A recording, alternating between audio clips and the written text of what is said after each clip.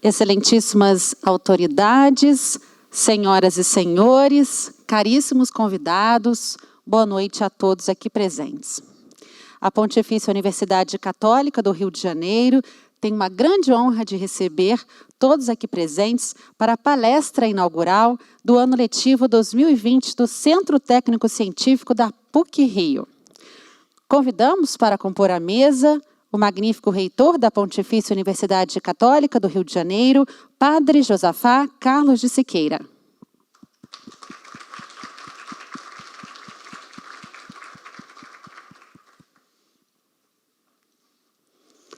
Também convidamos o vice-reitor acadêmico José Ricardo Bergman.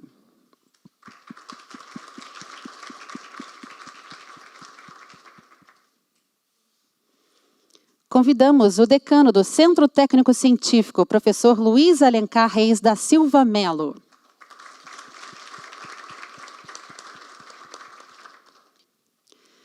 Também convidamos o presidente da ANE, Academia Nacional de Engenharia, Francis Bogossian.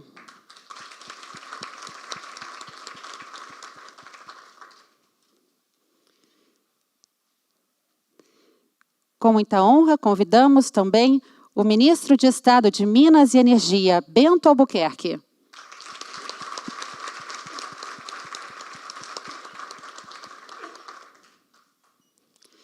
Registramos a presença na primeira fileira do ex-comandante da Marinha, o almirante de esquadra Júlio Soares de Moura Neto. Uma salva de palmas a ele, que presente. Também registramos a presença dos senhores Humberto Moraes Ruivo, contra-almirante, diretor da Agência Naval de Segurança Nuclear e Qualidade, e do senhor Carlos Alberto Aragão, assessor técnico da Marinha e ex-decano. E agradecemos a todos aqui presentes.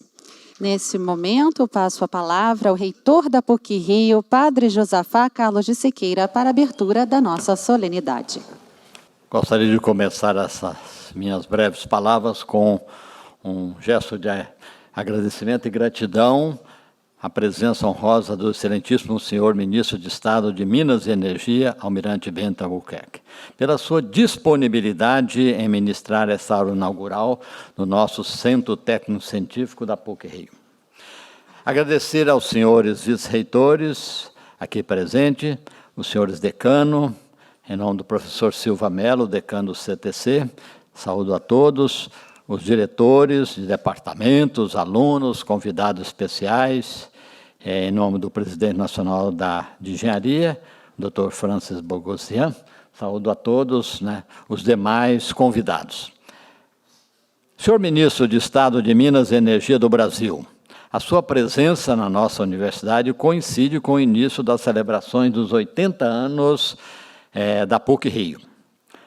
Como se sabe, essa instituição foi inspirada pelo Papa Pio XI, motivada por então o cardeal do Rio de Janeiro, Dom Sebastião Leme, e concretizava a ideia pelo jesuíta filósofo Padre Leonel Franca e um grupo de intelectuais católicos. Assim nascia, em 1940, as faculdades católicas, que mais tarde se tornaria a Pontifícia Universidade Católica do Rio de Janeiro. Como primeira universidade privada e católica do Brasil, a PUC-Rio nasceu apoiada nos pilares da excelência, da integração dos saberes, da preocupação de ser uma instituição plasmada pelo humanismo e com as preocupações sociais da sociedade e também o desenvolvimento tecnológico do país. Não é trivial que, em 1948, a universidade recebeu autorização do governo federal para os cursos de engenharia civil, elétrica e industrial. Em 1952, o Conselho Nacional de Educação aprovou o reconhecimento da Escola Politécnica, onde esses cursos já se encontravam em franca expansão. No decorrer da história, com o surgimento de outros cursos na área técnico-científica, a PUC-Rio foi marcando presença significativa na vida acadêmica nacional, tanto como um pioneirismo na pós-graduação, como no crescimento dos projetos e pesquisa, hoje responsável por quase a metade do orçamento da nossa universidade, fato único no Brasil. Nos últimos anos, pela consolidação da pós-graduação e a forte expansão da pesquisa, a PUC-Rio tem sido premiada nos lugares de destaque no cenário nacional e internacional. Neste ano, senhor ministro, de 2020, fomos mais uma vez premiados no ranking internacional, o World University Ranking, como a 4ª melhor universidade da América Latina, a 3ª do Brasil e a 1ª no Rio de Janeiro, sendo o 1º lugar já há 4 anos seguidos, na parceria com a indústria e na internacionalização.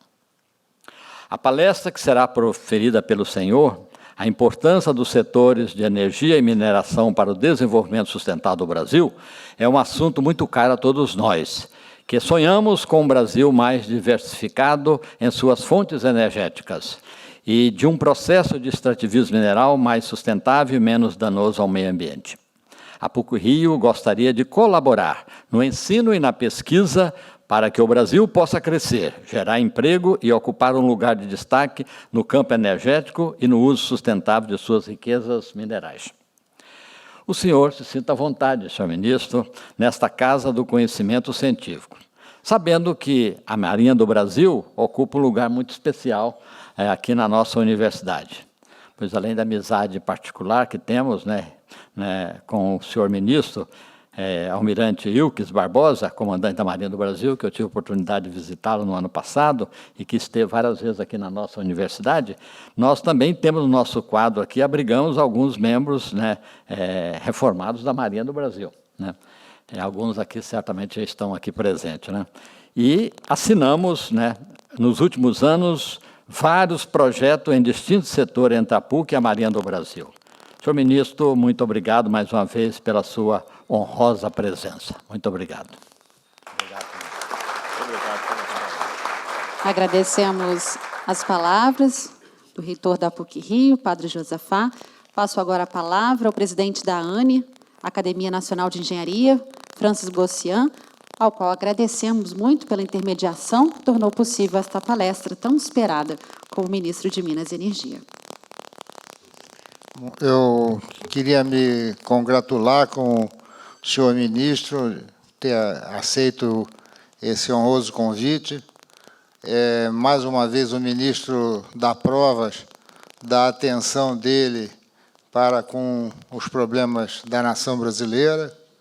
Eu, como presidente da Academia Nacional de Engenharia, no início do problema de escorregamento de barragens de rejeitos, eu ousei fazer um comunicado ao senhor ministro, colocando a academia à disposição, tecnicamente, do Ministério de Minas e Energia. E ainda botei no final, desde que achado pertinente.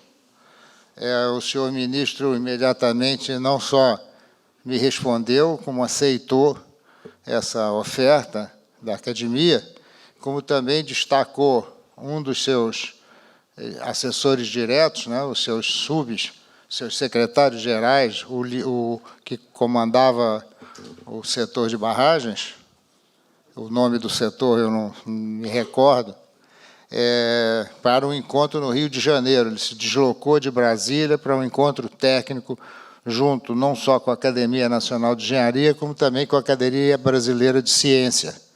E aí analisamos, emitimos o nosso parecer, organizamos 2 seminários, um no Rio de Janeiro, o outro lá em Minas Gerais, em prol da abertura do senhor ministro de Estado à colaboração de uma academia ou de 2 academias ligadas à ciência e à engenharia nacional. Com isso, o almirante mostra o seu perfil. Embora isso seja uma atitude corrente nos Estados Unidos da América, onde a Academia Nacional de Engenharia é sustentada, não só apoiada e escutada pelo governo da República. Decisões importantes, que podem ter caráter políticos e do interesse da nação, tem que estar subsidiada de análises técnicas.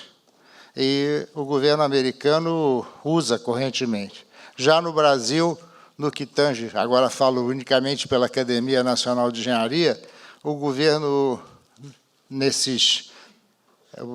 nós já temos décadas de vida, né? Desde 1991, nunca fomos chamados a colaborar com os governos, seja eles municipais, estaduais e federais. O ministro, nesse caso e nos demais, sempre que há uma necessidade de uma opinião técnica, sem vantagem nenhuma, a academia não permite, eu não estava vendendo os serviços da academia para o governo brasileiro, estava simplesmente me colocando à disposição, como devia fazê-lo, e que me causou espécie é que isso foi aceito pelo senhor ministro. Eu já o conhecia antes, na época em que ele cuidava do assunto do submarino nuclear brasileiro, e que ouvi a apresentação dele sobre o que o Brasil estava fazendo nessa área. E tive a ousadia de convidar o ministro para se deslocar para diferentes estados da federação, onde ele expôs o programa do submarino nuclear brasileiro. Foi a Pernambuco, foi ao Ceará e também esteve lá representado na reunião anual do Sistema Confea-CREA. Então, o ministro, eu considero uma pessoa especial, desculpe essa informalidade, ocupando um ministério da importância como é o de Ciência e Tecnologia. Então, desculpe. A informalidade me deixou. Então, eu faço questão de frisar que é o Ministério de Minas e Energia e não de Ciência e Tecnologia. E, por acaso, ainda não consegui ser recebido pelo senhor ministro. Aproveito o ensejo. Apesar de inúmeras tentativas de solicitação de audiência, essa não me foi concedida. Então, sem maiores delongas, eu agradeço ao ministro. Os senhores estão, não sei se podia dizer isso, mas o ministro está se deslocando de Brasília para vir atender a esse honroso convite, vai voltar a Brasília e vai viajar para o exterior amanhã de manhã. De maneira que, mais uma vez, ele demonstra a sua disposição em prol da nação brasileira. Obrigado. Muito obrigada. Nesse momento, eu passo, então, a palavra, convidamos com muita honra para que possa apresentar a sua palestra o ministro de Estado de Minas e Energia, Bento Albuquerque. O tema de sua palestra será a importância dos setores de energia e mineração para o desenvolvimento sustentável do Brasil.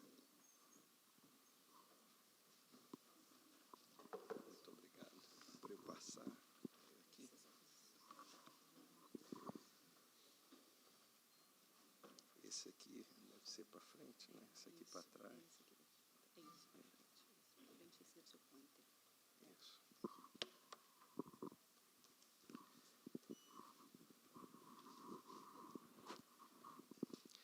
Inicialmente, eu gostaria de agradecer ao magnífico reitor da Pontifícia Universidade Católica do Rio de Janeiro, Padre Josafá Carlos de Siqueira, em nome de quem eu cumprimento todos os presentes, agradecendo também todos os comentários e referências à minha pessoa e a relevância, talvez, da minha presença aqui.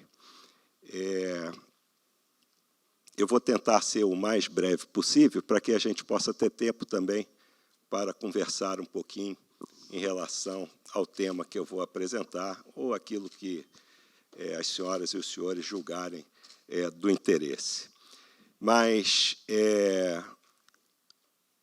Padre Josafá, eu hoje, quando cheguei aqui, agora, né, de carro, aí me lembrei do tempo que eu era segundo-tenente da Marinha e ainda namorava, era noivo da minha esposa, e ela era aluna da comunicação social, e eu fazia pós-graduação aqui de análise de sistema, como muitos oficiais de marinha assim o fizeram e foram professores, né? Então, eu me recordei do tempo que eu passava aqui, estacionava, era também a oportunidade de eu dar carona para, então, minha namorada, né? E talvez passar mais tempo junto, né? Mas eu também estudava, né? E também me dedicava, né? É bom que se diga isso. Mas eu também tive um filho, tenho um filho, um dos meus filhos se formou, se graduou em economia aqui nessa universidade, que é um orgulho do nosso país. Mas eu estou muito honrado, muito feliz, né? É um prazer estar aqui nessa universidade e falar sobre esse tema aqui, que é muito importante. Eu nunca pensei que um dia eu poderia ser ministro de Estado, muito menos de Minas e Energia. E eu confesso, quando eu fui convidado pelo presidente no final de novembro de 2018, eu aceitei o convite e não tive nem tempo de ficar naquele estado de perplexidade. Eu já tive logo que entrar naquele período de transição de governo e começar a me inteirar sobre os assuntos. Assuntos esses que são muito relevantes, como eu pretendo aqui apresentar, né? Mas aí eu pensei, mas o que é o setor de Minas e Energia para o Brasil? E quem é o Brasil dentro desse contexto? Aí eu fui ver, né, que, além de nós sermos a 9ª economia do mundo, temos o 40% do PIB da América Latina e também somos o 6º país mais populoso do mundo. O que eu estou procurando aqui é contextualizar o setor de Minas e Energia. E como é que nós estamos disso dentro do contexto internacional? Somos o 7º maior produtor de petróleo do mundo. E, ano passado, nos tornamos exportadores líquidos de petróleo. Eu fui surpreendido com uma ligação, em julho, se eu não me engano, do diretor-geral da Agência Internacional de Energia, o Dr. Fatih Birol, lá de Paris, me ligou e disse, ministro, parabéns pelos dados que o Brasil apresentou, se tornando um exportador líquido de petróleo. Eu vim saber que o Brasil se tornou um exportador líquido de petróleo pelo Dr. Fatih Birol em julho do ano passado, né? Então, nós somos o 7º maior produtor e temos perspectivas muito mais desafiadoras pela frente. Somos o 8º maior exportador de petróleo do mundo. Já entramos como exportador líquido e já no 8º lugar. Muito diferente do choque de petróleo de 1973, que nós tínhamos uma dependência de 80% do nosso petróleo, né? Somos o 2º maior produtor e mercado consumidor de biocombustíveis do mundo, só superados pelos Estados Unidos. Isso também é outra coisa que nós devemos nos orgulhar, porque isso foi uma solução nossa. E estamos, a meu ver, no caminho correto. E somos o 3º maior mercado de combustíveis automotivos do mundo, sendo superado só pelos Estados Unidos e pela China, né? Temos a 7ª maior capacidade instalada no que diz respeito à geração elétrica, né? E temos a segunda maior geração hidrelétrica do mundo, sendo superado só pela China, né? E também temos a 3ª maior produção mineral do mundo, só superado pela Austrália e pelo Canadá, né? E, pasmem, o Chile é o 4º, muito pertinho do Brasil. E isso tudo mostra o tamanho também do potencial que nós temos e do desafio que temos pela frente. Bom, e somos, sim, exemplos para o mundo. Olha a nossa matriz energética. 44% de renováveis, 57% não renováveis. O mundo é 14%. E os nossos planos de energia apontam que nós estaremos nesse patamar ou num patamar superior. E isso foram soluções que foram aplicadas aqui no nosso país. Eu costumo dizer nas minhas apresentações internacionais que o mundo hoje vive um momento de transição energética, que a transição energética aqui no nosso país, na realidade, começou há 50 anos atrás, quando nós fomos para as grandes hidrelétricas, quando nós lançamos o programa Proálcool de biocombustíveis, quando nós também fomos para a energia nuclear, né? Então, nós somos um exemplo para o mundo nesse tocante. E no que diz respeito à matriz elétrica, é mais relevante ainda aquilo que nós temos. Bom, e dentro do cenário nacional, o setor de Minas e Energia, o Ministério de Minas e Energia, é o que proporciona a maior arrecadação para a União, 33%, né? E tem quase 20% do PIB sob a sua égide, né? Tem ali o setor de petróleo, gás, energético e mineral. Bom, e como é que a gente administra tudo isso? Foi outra coisa que eu fui conhecendo assim que eu comecei a trabalhar, né? Olha só, Ministério de Minas e Energia.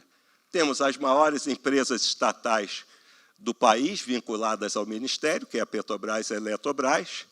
Temos temos centenas de empresas vinculadas ao Ministério, mas diretamente vinculadas ao Ministério, temos essas duas empresas de economia mista. Temos a PPSA, que foi uma empresa criada em 2010 para tomar conta apenas dos contratos do regime de partilha do pré-sal.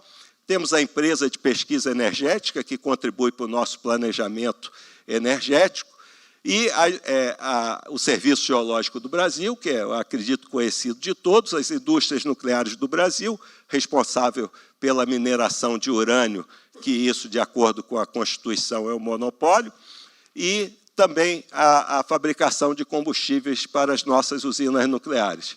E a Nuclep, que é uma empresa que foi criada na época do Programa Nuclear Brasileiro, que é uma empresa que, hoje em dia, está tendo uma outra dimensão, principalmente na fabricação de cascos de submarinos, né? E as agências reguladoras, que a primeira delas foi a ANEEL, criada em 1996, e a Agência Nacional de Petróleo, e, mais recentemente, a Agência Nacional de Mineração, que foi criada no final de 2018. Esse é o Ministério de Minas e Energia. E como é que nós, como eu falei, administramos isso visando o interesse público? Não é só o Ministério, porque o ministro de Minas e Energia, ele é presidente também do Conselho Nacional de Política Energética, que é um conselho formado por 10 ministérios. Ministério da Economia, Relações Exteriores, Agricultura, Infraestrutura, Desenvolvimento Regional, Ciência e Tecnologia. Eu fui secretário de Ciência e Tecnologia da Marinha, então talvez o senhor tenha confundido nesse aspecto, mas eu não quero trocar com o meu amigo Marcos Pontes, não, que vai recebê-lo com certeza, né?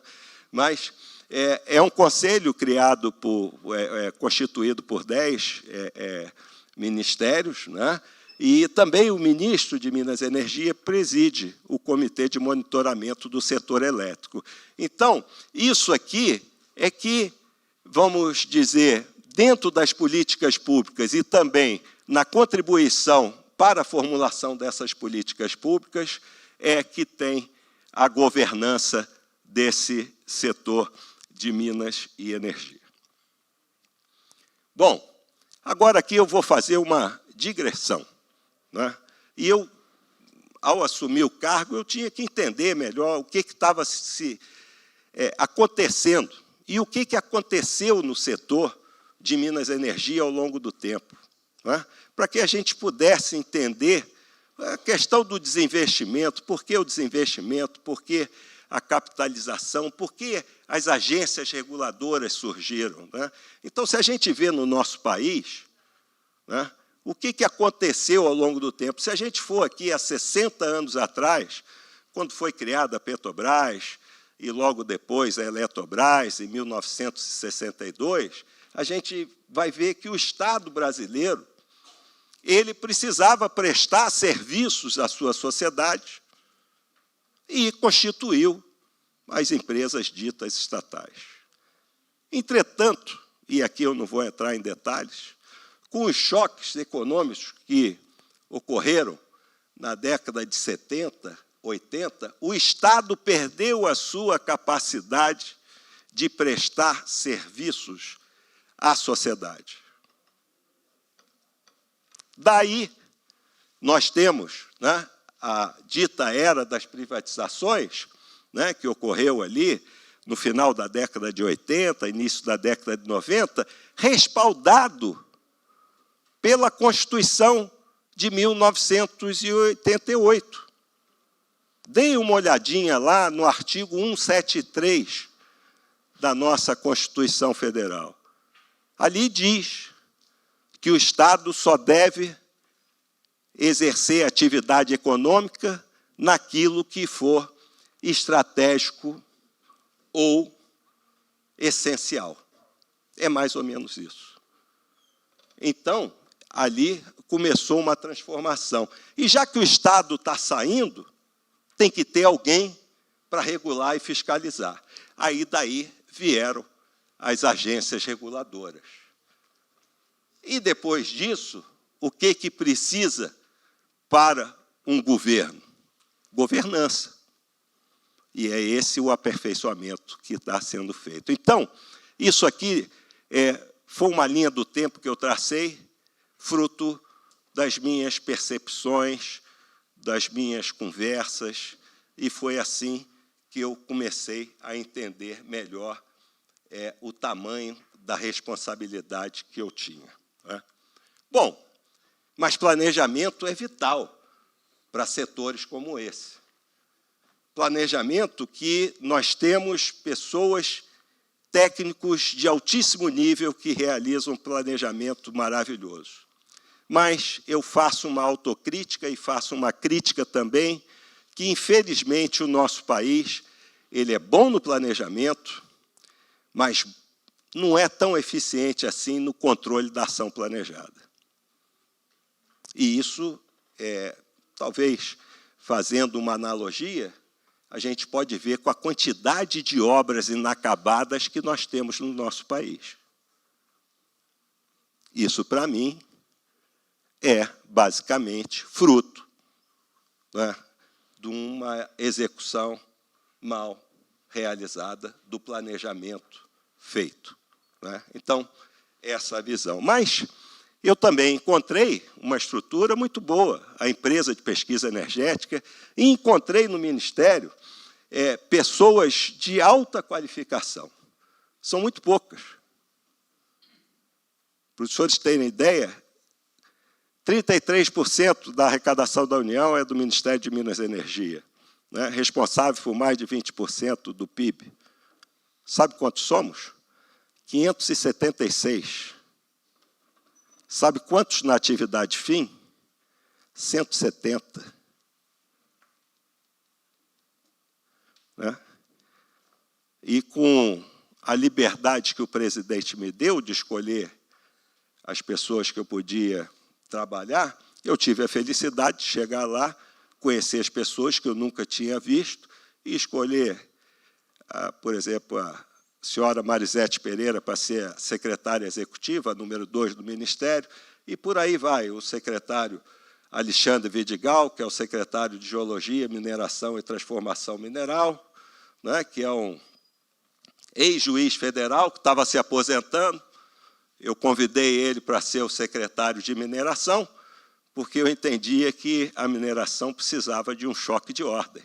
E ele lá foi, e é uma pessoa que tem tido um desempenho, uma interação e uma interlocução com o setor bastante apreciada. Né? Então, foi assim que nós fomos trabalhando. Né? Então, o planejamento não basta planejar, nós temos que saber executar o planejamento e realizar o controle da ação planejada.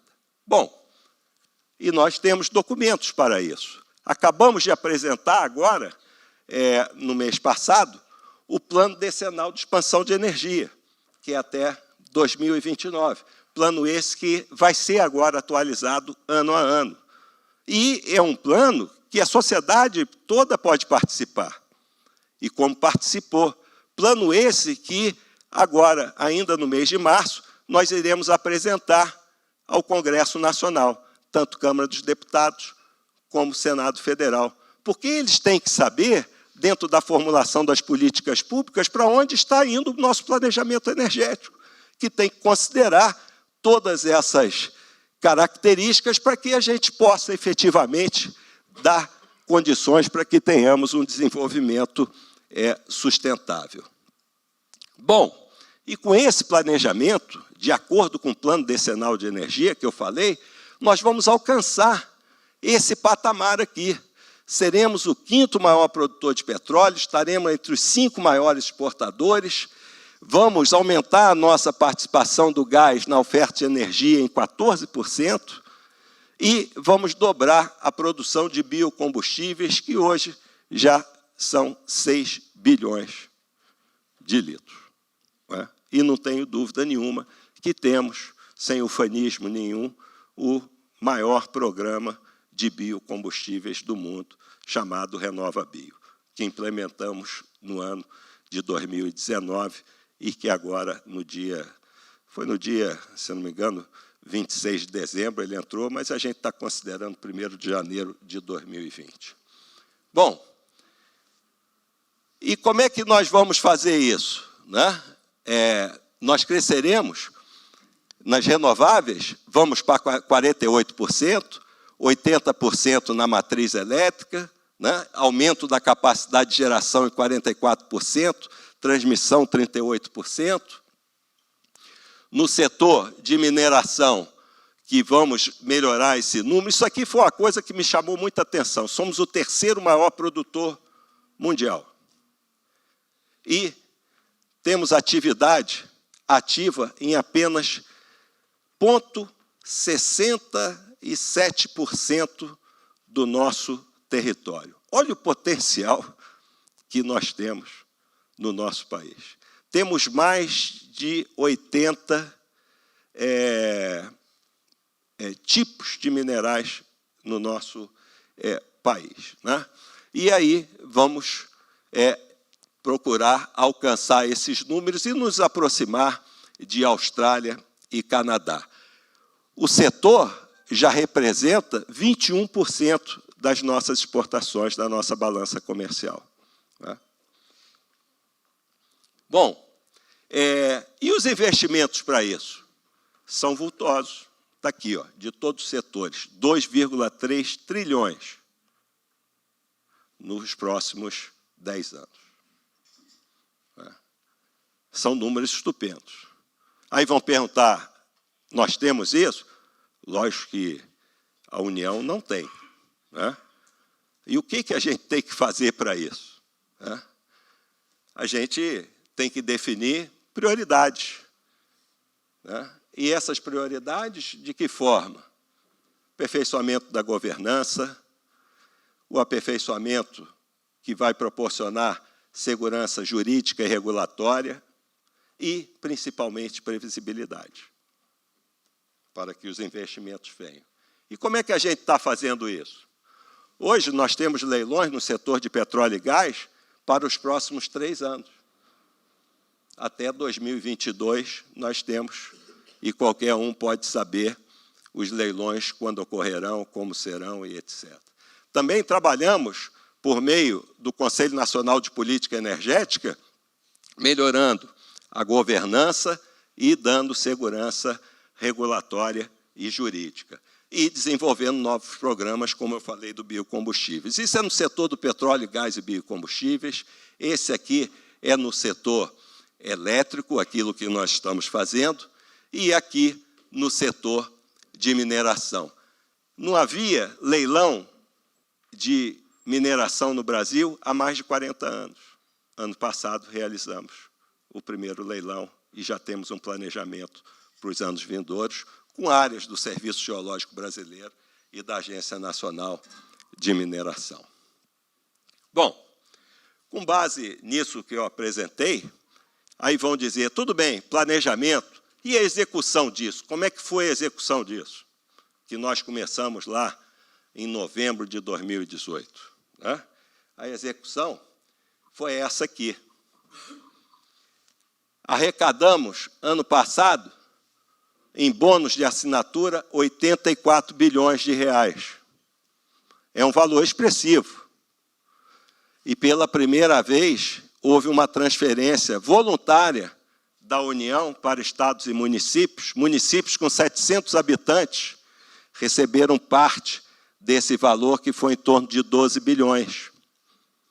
E sabe quanto que foi arrecadado nos últimos 20 anos? 50 bilhões. Só ano passado arrecadamos 84 bilhões em bônus de assinatura. E os investimentos, fruto de todos esses leilões que eu aqui mostrei para os senhores, que foram executados no ano passado. Então, aqui, óleo e gás, 1 trilhão em 30 e 35 anos. São previstas a construção de 60 FPSO.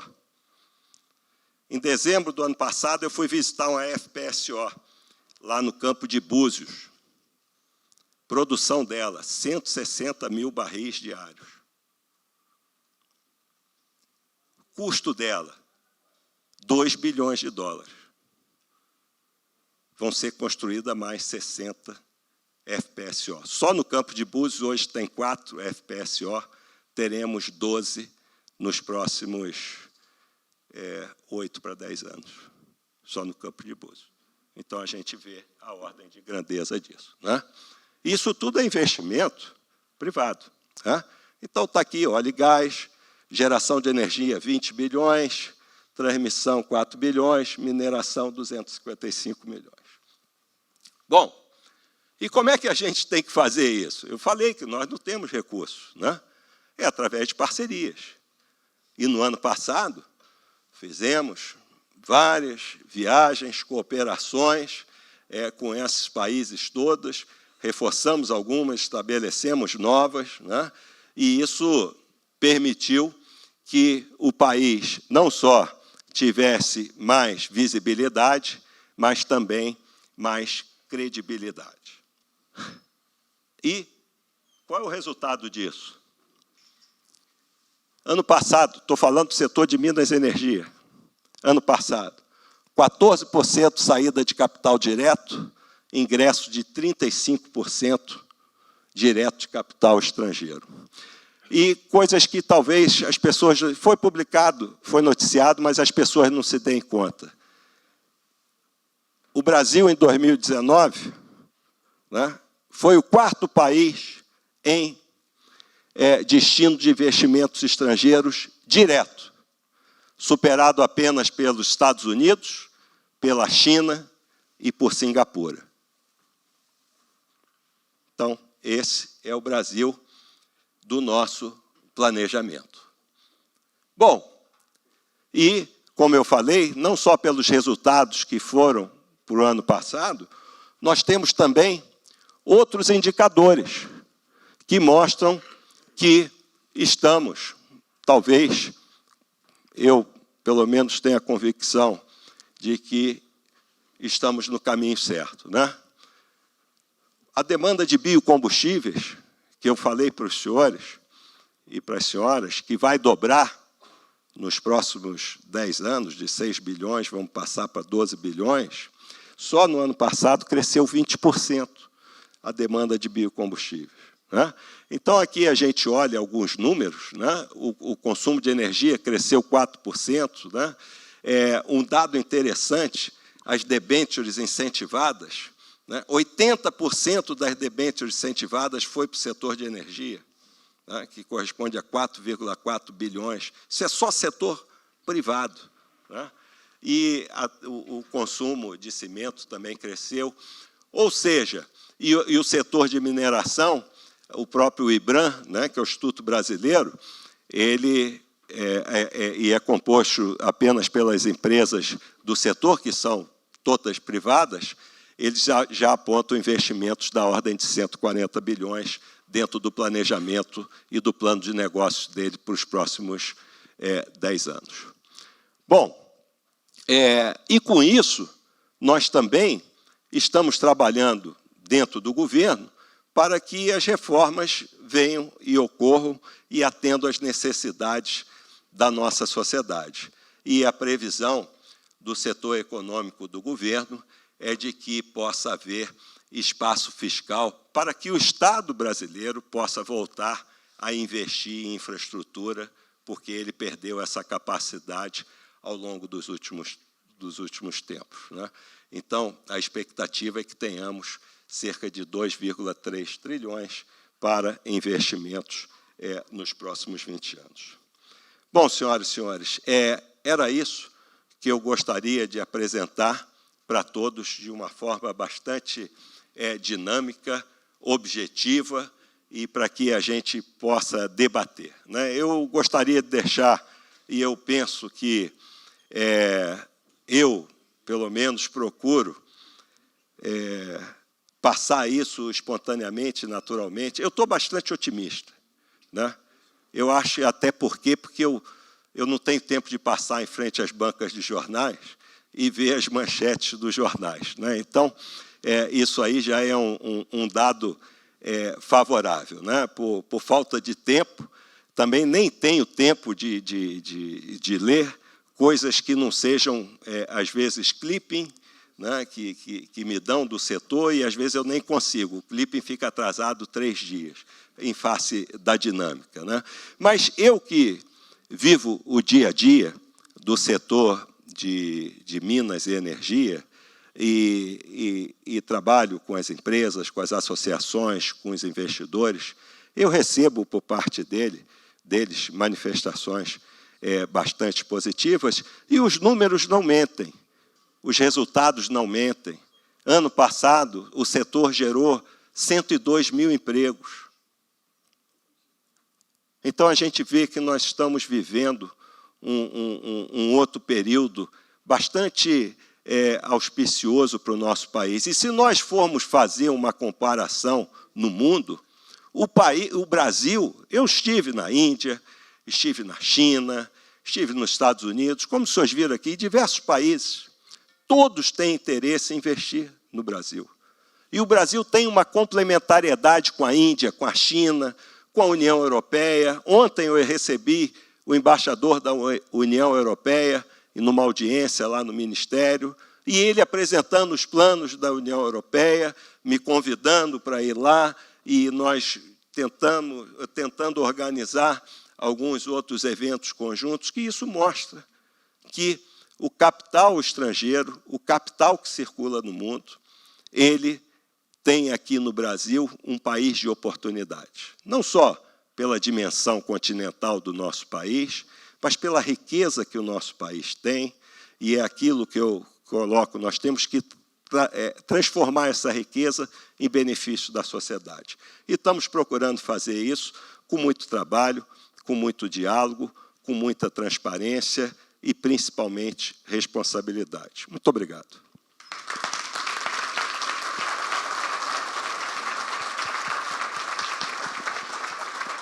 Senhor ministro, gostaríamos de contar agora com a abertura a todos que quiserem, com sessão de perguntas e respostas. Podemos? Podemos. Alguém que desejar? Vou levar o microfone aí, só um minutinho.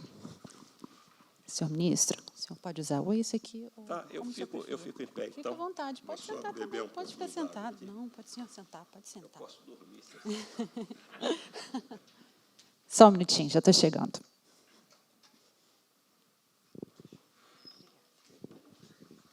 Richard Stefan, da Universidade Federal do Rio de Janeiro.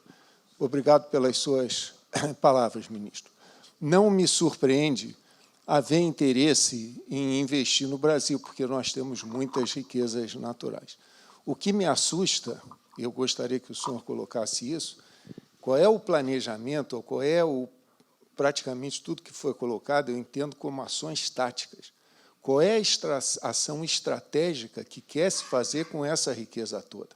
Porque se a gente pega exemplos de países como a Noruega, pegaram seus recursos naturais para preparar o futuro. Eu tenho medo do Brasil esgotar os recursos naturais e ficar sem nada. Já temos o exemplo da história, né? O pau-brasil, o ouro, foi todo. Se a gente pega a América Latina, a prata de Potosí também foi embora. E houve sempre interesse nessa extração, é claro. Qual é essa visão de extração? O que nós vamos fazer? Que país a gente quer? O senhor diz que não tem tempo de ler, passar nos jornais. Aqui, infelizmente, talvez felizmente, o senhor não mora no Rio de Janeiro. Quem mora no Rio de Janeiro, eu moro no Flamengo. Basta andar na rua para ver a quantidade de miseráveis que tem. O senhor diz que foram gerados 100 mil empregos, né? O Brasil está precisando de milhões de empregos. E nós não vamos gerar milhões de empregos se ficarmos só vendendo matéria-prima. Nós temos que produzir. E nisso daí eu sinto alguma fraqueza no Ministério da Ciência e Tecnologia. O que está se planejando em fazer com ciência e tecnologia? Na Academia Nacional de Engenharia, na qual eu tenho a honra de participar, as conversas são de preocupação. Perdemos postos, perdemos indústrias. Esse é o ponto que eu senti falta. O que nós vamos fazer com essa riqueza toda, pensando no futuro, não só vender. O exemplo da Vale é trágico, né? Não sei por que a Vale não funcionava antes. Aí é privatizado. O que vê é uma ganância. O lucro vai para os acionistas. O lucro da Vale não deve ir para os acionistas. O lucro da Vale deve ir para o povo brasileiro se preparar para quando acabar o minério. Essa é a minha preocupação. Eu agradeço se o senhor puder comentar isso. A sua preocupação é a nossa preocupação, não é? O senhor está correto. Quando eu falo ali que o setor de mineração corresponde a 21% da nossa balança comercial, é só commodity. Não tem nenhum valor agregado, ou muito pouco valor agregado. Isso é uma preocupação do presidente. O presidente ele tem eu diria que um carinho especial pelo setor de mineração. É uma coisa que ele traz desde de garoto.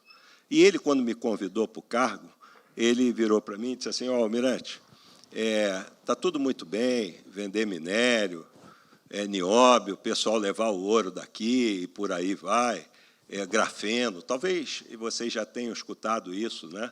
Ele até brinca que, durante a campanha, diziam que o vice dele seria o grafeno ou o nióbio, né? De tanto que ele falava nesses minerais que chamavam a atenção dele. E ele me orientou, ele disse, eu quero que você desenvolva um programa para agregar valor às nossas riquezas.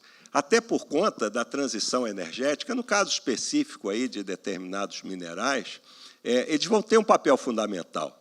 E a gente não vai exportar para eles, para depois importar deles a bateria, o acumulador, e por aí vai, as ligas especiais, e por aí vai, né? Então, sendo mais objetivo, nós criamos, e isso é porque temos uma dificuldade de comunicação. Eu diria que eu não estou aqui criticando a comunicação A, B ou C, mas, de uma maneira geral, a gente tem dificuldade de levar para a sociedade e até a sociedade trazer a nós as suas demandas, as suas preocupações, como muito bem colocada pelo senhor. Mas nós realizamos um acordo com o Ministério da Ciência e Tecnologia, que tem um setor lá só na questão de minerais, junto com o Ministério de Minas e Energia, o Serviço Geológico do Brasil e outros institutos, para dar respostas a essas suas demandas. No que diz respeito às nossas riquezas, eu costumo dizer o seguinte, nós somos ricos, temos minerais, temos nióbio, temos uma opção de coisa, temos petróleo, temos gás. Como é que isso se transforma efetivamente em riqueza? Não é vendendo, mas a gente tem que explorar isso, nós temos que fazer isso. O Brasil já podia ser um dos 5 maiores produtores de petróleo do mundo. Por que não é? Porque nós ficamos 10 anos sem realizar leilão de petróleo. E só o Estado, só a Petrobras investindo. O que levou a isso? A Petrobras, hoje, é a empresa de petróleo do mundo mais endividada. Depois de ter pago no último ano 20 bilhões de dólares, ainda deve 80 bilhões de dólares. Depois dela vem Chevron, Exxon e por aí vai. E qual o retorno que está dando para a nossa sociedade? Nenhum. Então, é isso que nós temos que fazer. Nós temos que trabalhar com planejamento, temos que fomentar a governança no sentido de ter uma maior participação, seja da academia, seja das associações, e isso eu posso dizer com uma certa tranquilidade que no setor de Minas e Energia tem ocorrido. Nós temos realizado.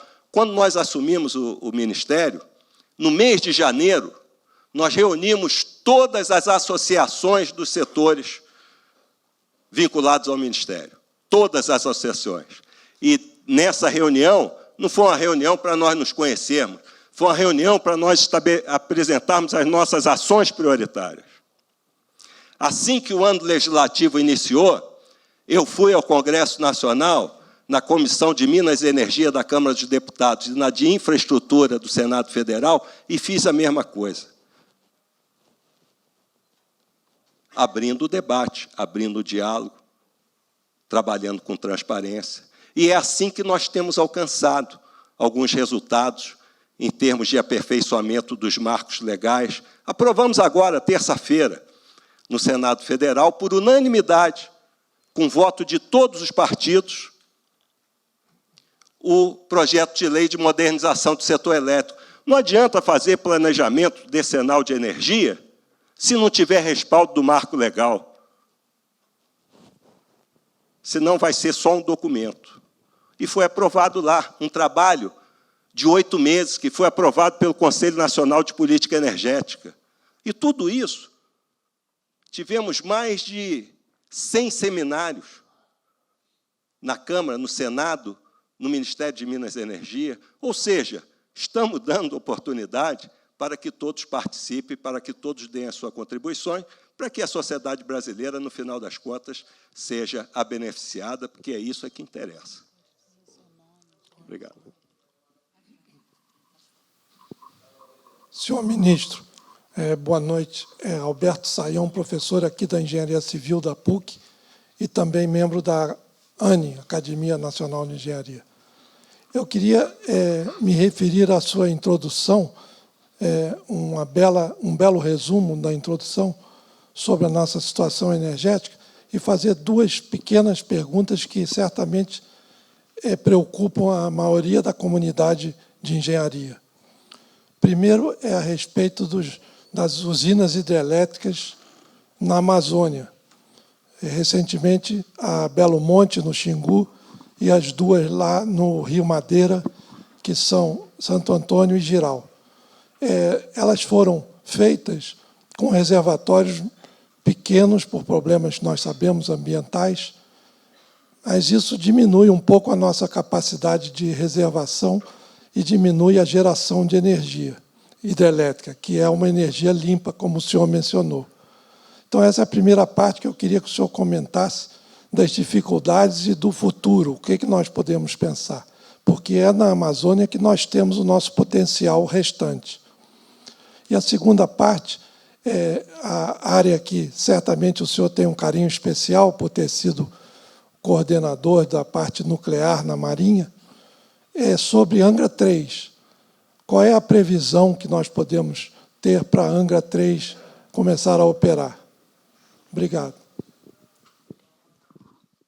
Bom, muito obrigado pelas suas perguntas, bastante oportunas e que também eu vim a aprender. Belo Monte é a maior usina hidrelétrica do país, né? E genuinamente nacional, só superado por Itaipu, que é binacional, né? Itaipu são 14, Giga, Belo Monte, se eu não me engano, são 9. Né? Agora, eu também me surpreendi que Belo Monte, a nossa maior usina hidrelétrica, né, ela gera energia 5 meses por ano. É porque, desde 2000, não se constrói mais hidrelétricas com reservatórios. É a fio d'água, reitor. Eu também não conhecia, não. Eu vim saber que é a fio d'água. Então, ela só gera energia de janeiro a maio. E esse ano teve até um retardozinho. Nós foi inaugurada ano passado, né?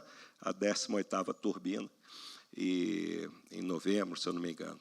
Né? E chegamos lá em novembro, não tinha água para inaugurar a 18ª turbina. né? Tinha um fio mesmo d'água, né? Mas ela só gera, e foi gasto ali quase 50 bilhões de reais. Talvez planejamento um pouco defasado, ou desatualizado, ou não controlado. Então, isso realmente é um desafio que nós temos, né? Ontem, nós tivemos uma reunião do Comitê de Monitoramento do Setor Elétrico, que esse ano está um período mais úmido, né? Mais chuvoso, e com todas essas desastres, tragédias que a gente tem visto aí, com perda de vidas humanas e outras coisas, e os nossos reservatórios do Norte, Nordeste, Centro-Oeste e Sudeste estão muito bem, mas o do Sul está muito baixo, 19% só, e que, se nós não realizarmos nada, o comitê ontem tomou algumas ações, ele vai chegar a 5%, que é uma situação realmente muito preocupante, né? E o nosso sistema é interligado. Bom, em relação a isso, amanhã eu estou viajando com o presidente para os Estados Unidos, nós estamos saindo amanhã cedo, e a primeira escala que nós vamos fazer é Roraima, em Boa Vista, e nós já temos reuniões lá, e um dos tópicos da reunião é a usina de Bem-Querer, que fica lá em Roraima, que é uma usina que tem um potencial grande, e nós temos trabalhado de forma integrada dentro do governo, junto com o Ministério do Meio Ambiente, junto com o Ministério de Infraestruturas, junto com as agências reguladoras, para que a gente possa, efetivamente, que dentro do nosso planejamento, a nossa matriz elétrica, que hoje 67% dela é hidráulica, ela tem uma tendência a cair para 62%, mas, se nada for feito, vai descer muito mais. E pior do que isso, né? Com todo o potencial que nós temos, né, só na Amazônia nós temos o potencial, e, evidentemente, que não é só uma questão de utilizar os recursos hídricos. Temos que fazer isso de forma sustentável, respeitando o meio ambiente e outras coisas mais, tá certo? E o potencial que tem lá é ainda, hoje, de 40% da nossa capacidade de geração, que é em torno de 174 gigawatts, né? Então, estamos trabalhando isso de forma integrada para que, dentro do nosso Plano Nacional de Energia, que é o nosso plano de 30 anos, que é revisto de 5 em 5, será revisto de 5 em 5 anos, que nós vamos apresentar agora no final do mês, a gente possa ter uma referência para que a sociedade como um todo e o governo em particular possa trabalhar essas questões que estão na nossa ordem do dia. Boa noite, ministro. Adelson de Castro, sou do Centro de Tecnologia Mineral. Desculpa, perdoe. Por favor. Logo na área nuclear, eu não falei, né? Olha só, no meu discurso de posse, eu falei que a gente tinha que tratar essa questão nuclear, e particularmente de Angra 3, né, de forma transparente, né, como eu tenho mencionado, mas também sem preconceitos. Essa que é a verdade, né? O mundo está vivendo um processo de transição energética que a Agência Internacional de Energia, não é a Agência Internacional de Energia Atômica, é a Agência Internacional de Energia, né, que 80% dos países da Agência Internacional de Energia, 80% da energia do mundo são de países que são da Agência Internacional de Energia. Lá está dito que o mundo não vai atingir as metas de descarbonização na sua transição energética, se não expandir a sua geração nuclear. E a meta deles é 25% da geração. Hoje, aqui no país, nós temos 2%. Né? Mas vamos voltar a Angra 3. Né? Angra 3 é igual a Angra 2. Né? Já era para estar pronta há muito tempo. O fato é o seguinte, nós precisamos 15 bilhões. Isso é monopólio da União, né? A questão nuclear, a questão da mineração do urânio, do combustível, etc. E tal. O Brasil não, né? A União, o Executivo, ele tem de investimento para esse ano 2020 19 bilhões. Para concluir a Angra 3, são 15 bilhões. Então, nós temos que construir um modelo esse que foi construído junto com o BNDES. Tá bom, falou sem preconceito. E se a gente não quiser mais Angra 3? Tá bom, é uma opção que o Estado brasileiro, que a sociedade brasileira vai fazer. Então, tá bom, só para desmobilizar Angra 3 são 12 bilhões de reais. E aí, não é de capital de investidor, é de todos nós. Então, isso aí é que a gente tem que ver. Nós acreditamos que até o meio do ano já tenhamos o modelo e, junto com o nosso Plano Nacional de Energia, a gente possa dar uma sinalização para que, efetivamente, encontremos parceiros para que a gente possa concluir Angra 3. Só o custo de manutenção dos equipamentos de Angra 3 já adquiridos, comprados, e o canteiro de obras é cerca de 160 milhões por ano. Né? É isso aí, desculpa. Que isso, vamos lá de novo. Meu nome é Adelson, eu sou do Centro de Tecnologia Mineral, vinculado ao MCTI. O professor falou sobre desindustrialização do Brasil. Eu tenho observado, como pesquisador, que a gente sempre tem investimento para pesquisa. E agora, recentemente, nos últimos 2 meses, aí, tem aparecido alguns editais para incentivo de indústria, de startups. Eu queria saber se o Ministério do senhor tem alguma proposta nesse sentido, efetivamente, de fomentar essa ideia de empresas, startups, nessa área de produção de energia, mas necessariamente colocando dinheiro para essa molecada nova que está chegando no mercado. Obrigado. Temos sim, e isso passa até dentro daquele... foi um acordo, eu não sei exatamente o documento que nós assinamos, que eu assinei com o ministro Marcos Pontes, né? Mas não é o documento em si, ou o nome do documento, que vai resolver o problema. Né? Se os senhores forem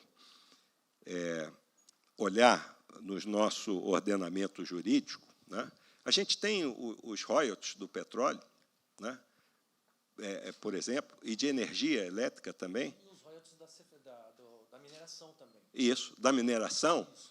Tudo isso para ser aplicado em pesquisa e desenvolvimento. Mas, majoritariamente, tem sido aplicado em pesquisa. Muito pouco em pesquisa. Sim. E menos ainda em desenvolvimento de qualquer coisa. Isso é que é verdade. E não falta dinheiro. Estou eu aqui falando que não tem dinheiro para isso, não tem dinheiro para aquilo. Se a gente for ver lá, tem 5 bilhões aqui, tem 2 bilhões ali, e tem muito mais. O que precisa é ter programas, efetivamente, que vai pegar esses jovens e vai dar para eles perspectivas para o futuro. Não é? Que nós precisamos, dentro desse processo de agregação de valor, é disso aí. Nós temos observado o seguinte, se nós colocarmos R$1 nessa molecada nova que está chegando no mercado para desenvolver startup, esse real vai se tornar 10, 20, 100 reais na empresa de inovação que ele construir. Mas eu tenho observado que não tem saído tanto. O que tem saído é muito irrisório e tem travado muito. E as pessoas, essa molecada tem aparecido, tem trazendo ideia nova. Então, acho que tem essa necessidade. Principalmente quando a gente fala sobre royalties da mineração. Ele não aparece. Eu vejo muito da ANP, mas da mineração eu não vejo ele chegando para esse fomento específico. Aí sim, eu acho que tem um retorno que o professor queria.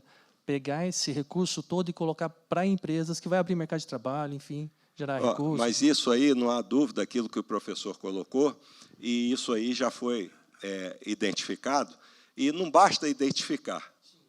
Nós temos que ter a iniciativa e lançar os programas. Os programas já estão aí, agora nós temos que fazer um acompanhamento, eles iniciaram, se eu não me engano, agora no 2º semestre, né? E nós temos que trazer também as agências reguladoras. Aí vai dizer, mas a agência não é vinculada, ela tem sua autonomia.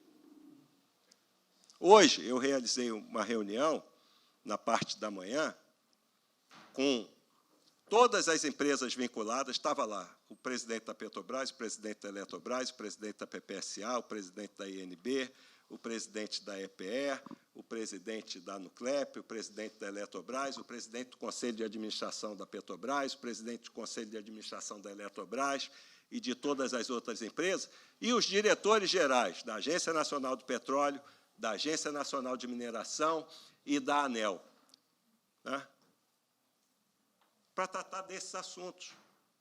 Sabe o que nós tratamos lá? Do planejamento estratégico do Ministério de Minas e Energia, que tem que ser aderente ao deles. E isso foi colocado.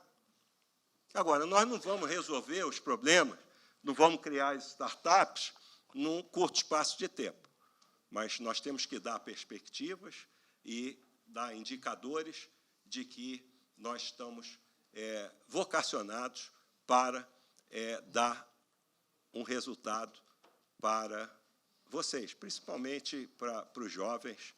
Eu fui fazer uma palestra na Universidade Federal do Rio de Janeiro, quando eu estava na Marinha ainda, eu vi o auditório cheio de alunos, né? Eu fiquei impressionado, não sei se o Aragão estava lá ou não, né? Porque eram todos alunos da Faculdade de Engenharia.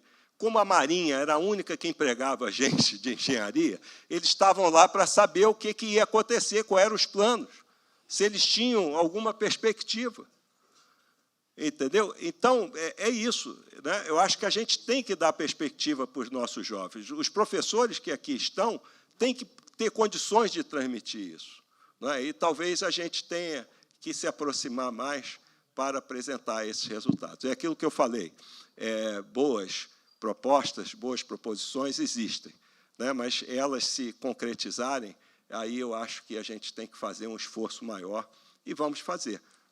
O fato de eu estar aqui hoje e estar tendo esse profícuo, né, diálogo com vocês, eu acho que, de certa forma, contribui para que a gente avance nesse sentido.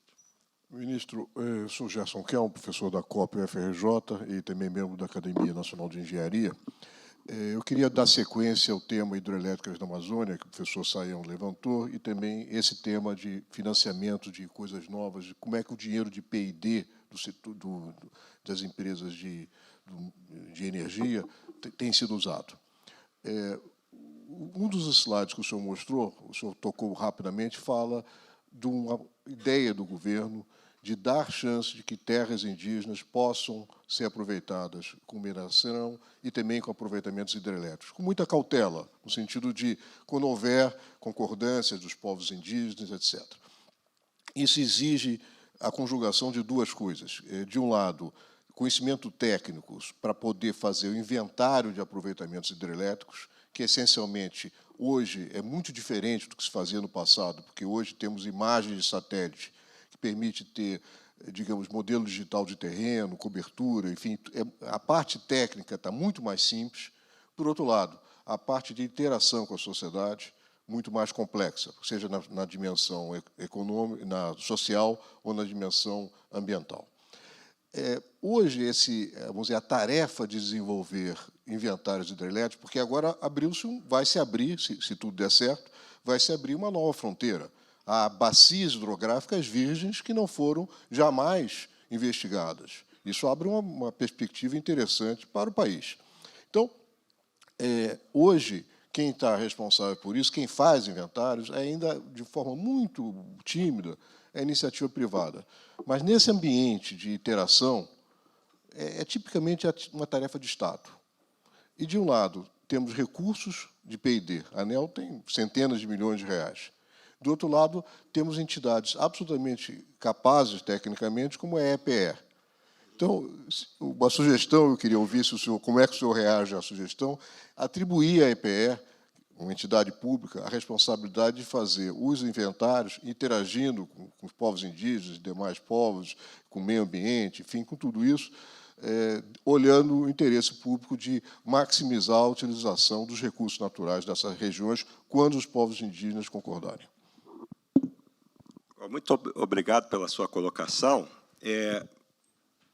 Se eu não estou enganado, que pode ser que eu esteja enganado, a EPE já tem essa responsabilidade de fazer os inventários, né? Ela não tem o corpo técnico para isso, mas ela, vamos dizer assim, tem a responsabilidade de apresentar esses inventários, né?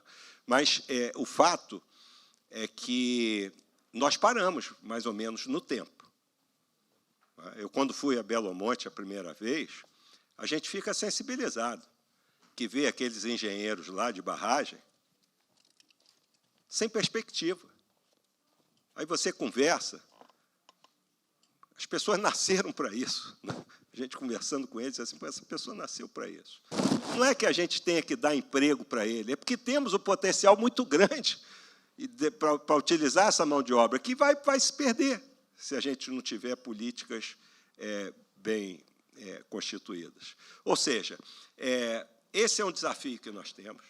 A empresa de pesquisa energética que eu não conhecia e que eu vim a conhecer e que eu vi, inclusive, a nomear o presidente, que é o Tiago Barral, que eu não conhecia, que é um funcionário da EPE, mas conhecendo, que eu fui a todas as empresas, né?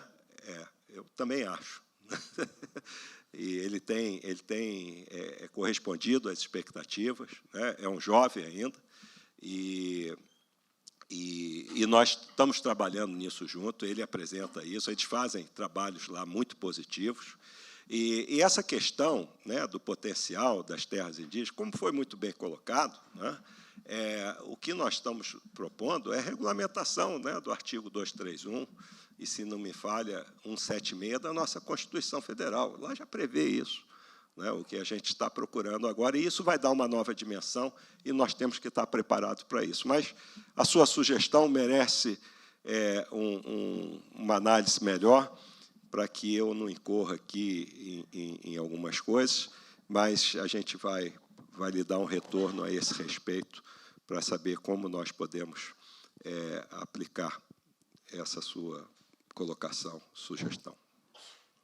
Boa noite, ministro. Boa noite. Sou Reinaldo Souza, Departamento de Engenharia Industrial aqui da PUC, também membro, colegas daí da Academia Nacional de Engenharia.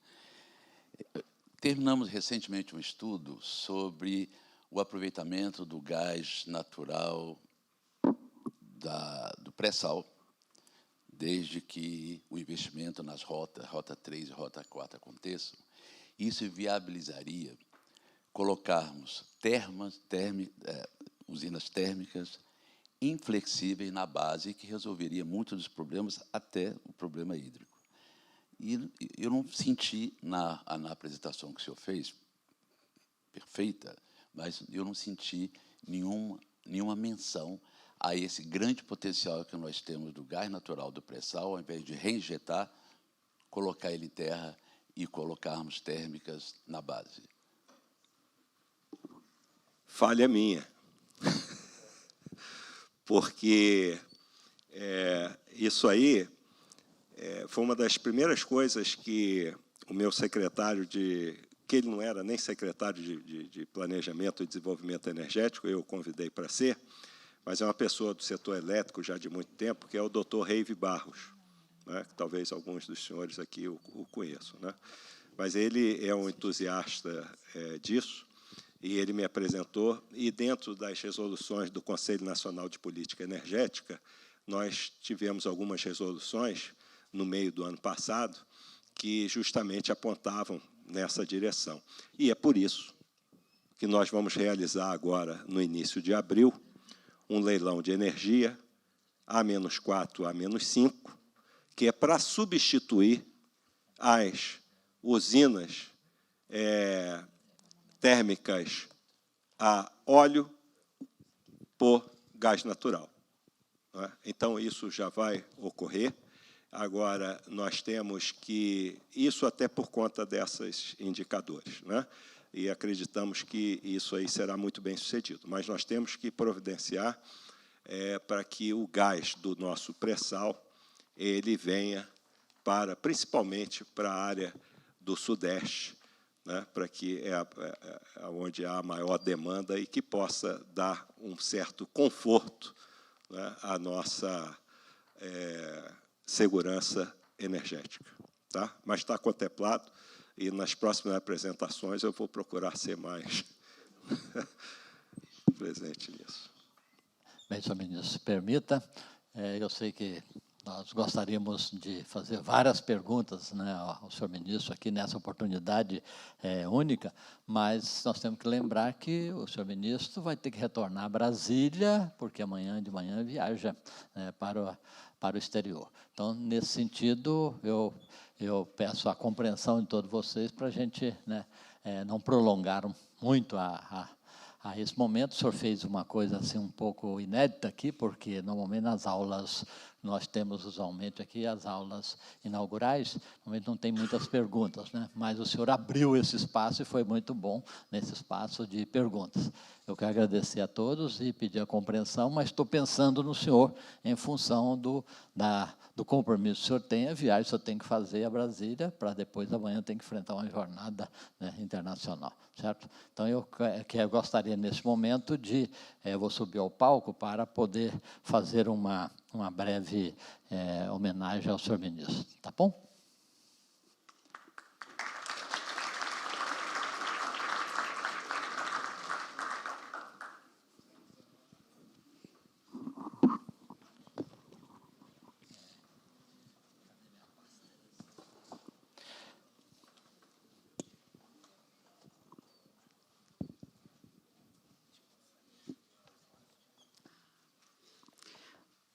Conseguimos aqui desligar o slide para facilitar aqui o trabalho dos fotógrafos? Agradecemos, se for possível. Isso. Está melhor para os fotógrafos? Ok. Senhor ministro, a PUC agradece muito essa oportunidade que nós tivemos de poder ouvi-lo, poder nos colocar realmente nesse cenário, eu diria, contemplativo de toda a realidade do Ministério de Minas e Energia, né? Deu para perceber a abertura do senhor no sentido de acolher realmente muitas questões que foram levantadas aqui. Eu tenho certeza que o senhor vai pensar, refletir sobre isso. É uma contribuição da academia para o desenvolvimento do nosso país. Nós queremos agradecer muito. E é evidente que nós temos um fato fundamental, e aqui na PUC nós procuramos seguir isso, né? Que é uma inspiração dos antropólogos que diz que toda comemoração não pode faltar 3 momentos importantes, né? O primeiro é a intercomunhão solidária, que eu acho que é a intercomunhão solidária aqui de todos nós que estamos, né, unidos, né, com o senhor nessa preocupação do crescimento e desenvolvimento do nosso país. Então, eu acho que manifesta isso nas palavras e, ao mesmo tempo, na presença de todos aqui nesse dia. O segundo momento é chamadas expressões simbólicas. E nas expressões simbólicas, eu acho que são esses pequenos gestos que nós fazemos de gratidão, né, ao senhor de ter deslocado a Brasília, ter vindo aqui para proferir essa aula inaugural do nosso Centro Técnico Científico. Então, em função disso, eu gostaria de passar ao senhor, né, um pequeno diploma da nossa instituição, né? Eu diria que é deixa eu colocar aqui o óculos, porque na minha idade já não permite, né, isso.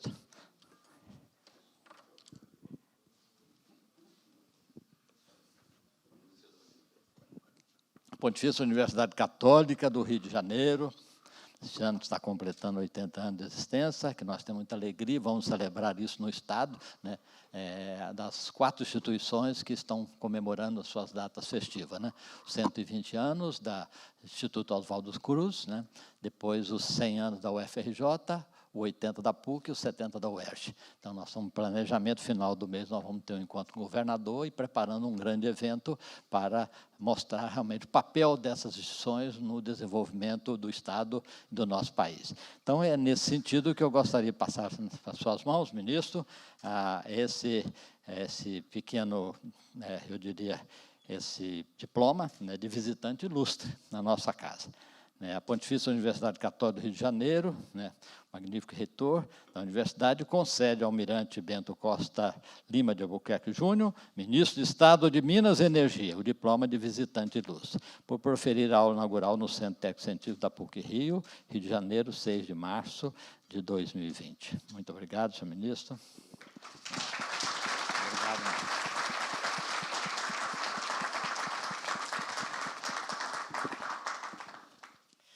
Nós temos também uma medalha que nós damos a alguns visitantes ilustres pelo mérito, né?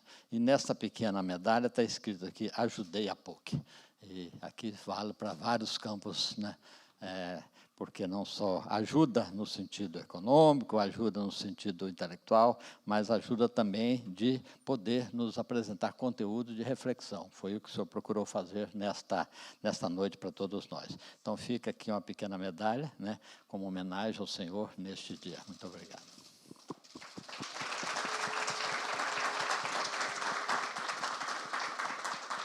E aqui algumas lembranças institucionais, né, que tem várias coisas aí dentro, que se servir para alguma coisa, o senhor pode usar aí como lembrança da nossa PUC-Rio. Né? Agradecer. Magnífico reitor, eu gostaria de agradecer, não só a oportunidade, eu estou, sinceramente, muito honrado de estar aqui nessa universidade, que é uma referência não só para o Estado do Rio de Janeiro, como o senhor colocou, mas uma referência para o país, tanto já fez pelo nosso país, eu não tenho dúvida nenhuma que continuará com um papel relevante para a nossa sociedade. E pelo trabalho também que é feito aqui social, né, e que eu bem conheço e acompanho, porque eu sou carioca, moro aqui, estudei aqui, minha mulher estudou aqui, o meu filho estudou aqui, então a gente conhece muito bem o que a PUC representa para todos. Né? Mas eu queria, o senhor também fez uma colocação muito interessante. Né? Eu não fiz aqui apenas uma palestra, uma exposição, né? Eu procurei dialogar e eu confesso que eu procurei até ser um pouco mais rápido na minha apresentação, porque o que eu queria mesmo era o diálogo, né, com as senhoras e com os senhores, o debate, né, e a reflexão é importante. Eu acho que isso é que me motiva, né, a continuar a minha missão, né, que eu recebi, e vou cumpri-la até quando o presidente achar necessário. Né, mas, mais do que isso, eu não tenho dúvida nenhuma de que esse trabalho que eu estou conduzindo, que eu estou liderando no Ministério de Minas e Energia, eu não posso abrir mão da contribuição de todos. Né? E quando a gente vem para a academia, quando a gente vem para um diálogo de alto nível, como o que foi realizado aqui, é motivo de bastante satisfação, é motivo de noites, né, pensando naquilo que foi aqui muito bem colocado e que nós temos que dar a resposta. Né? Então, o Ministério de Minas e Energia está de portas abertas para todos. Eu me sentirei muito feliz em recebê-los a qualquer momento, a participar. Não fisicamente, às vezes, a minha agenda não permite, né? Mas o Ministério sempre se fará presente, apesar de nós termos um corpo técnico pequeno, mas nós não abrimos mãos de participar de eventos com a academia. Nos provoquem, nos chamem, que nós vamos procurar dar a resposta que vocês não só demandam, mas também, como eu costumo dizer, merecem. Né? Então, muito obrigado.